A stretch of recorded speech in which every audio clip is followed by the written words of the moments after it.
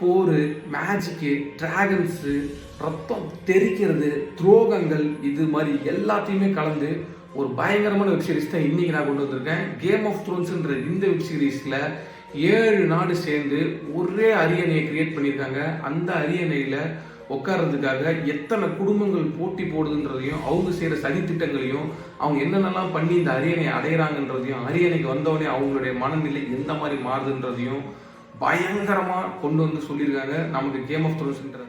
இந்த game of த்ரோன்ஸில் மெயினாக 4 families இல்லை 5 ஃபேமிலிஸ் தான் இருக்கும். அதில் மெயினான ஃபேமிலிஸ் யார் யாருன்னு பார்த்தீங்கன்னா பராட்டியன்ஸ். இப்போதைக்கு கேம் ஆஃப் த்ரோன்ஸோட த்ரோனில் உட்காந்துருக்க கிங் தான் பராட்டியன். அவரோட ஃபேமிலி தான் பராட்டியன்ஸ் ஃபேமிலி.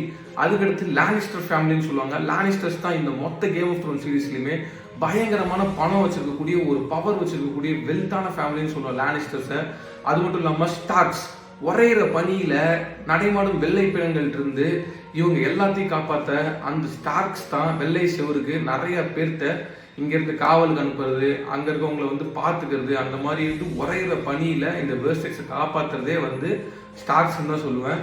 இது மட்டும் இல்லாமல் இன்னொரு அவங்களோட ராஜ்யத்தை பராட்டியன்ஸ்ட இழந்த டார்கேரியன்ஸ்ன்ற ஃபேமிலியும் முக்கியமான ஃபேமிலி தான். டார்கேரியன்ஸ் இந்த நாட்டை திருப்பி ரீக்ளைம் பண்ணுறதுக்கு வராங்களா, இவங்க எப்படிலாம் ரீக்ளைம் பண்ணுறாங்க, டிராகன்ஸ் எல்லாம் உயிர்த்தி எழுதா, இந்த டிராகன்ஸ் எல்லாம் யார் யார் கட்டுப்படுத்துகிறா அப்படின்ற மொத்தத்தையும் உங்களுக்கு கேம் ஆஃப் த்ரோன்ஸோட மொத்த சீரீஸையுமே ஒவ்வொரு நாளும் ஒவ்வொரு எபிசோட சின்னதாக 30 செகண்ட் 40 செகண்டில் உங்களுக்கு டெலிவரி பண்ண நான் வந்திருக்கேன்.